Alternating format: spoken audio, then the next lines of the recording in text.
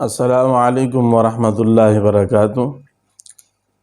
سوال یہ پوچھا گیا ہے کہ کیا ایسی کوئی حدیث ہے کہ جس میں یہ بیان کیا گیا ہو کہ رمضان المبارک کی جو شخص سب سے پہلے خوشخبری دے گا تو اس کو اتنا زیادہ اجر اور ثواب ملے گا؟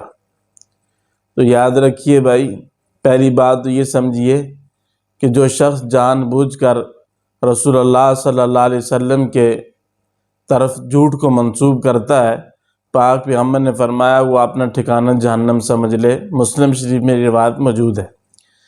تو یہ جو رمضان کے متعلق جھوٹی حدیث پھیلائی جاتی ہے سوشل میڈیا پر، ہر جگہ پر، پھر لوگ ہم سے پوچھتے ہیں، اس لیے ریکارڈ کروا دی ہے۔ قطعاً یہ روایت ثابت نہیں ہے، نہ ہی کسی کتاب میں موجود ہے، تو لہٰذا ایسے میسج کرنا، ان کو پھیلانا، پوسٹیں بنا کر شیئر کرنا، یہ سارا شرعی طور پر جرم ہے، اور رسول اللہ صلی اللہ علیہ وسلم کی طرف جھوٹ کو منسوب کرنا ہے، جو کہ بہت بڑا گناہ اور جہنم میں جانے کا سبب اور ذریعہ ہے۔ تو اس لیے جہاں تک ہو سکے اس ویڈیو کو شیئر کریں اور آگے پہنچائیں۔ کوئی بھی آدمی جھوٹ رسول اللہ کی طرف منسوب کرنے سے بچ جائے تو ہمارے لیے اور اس کے لیے آخرت کا فائدہ ہو جائے گا۔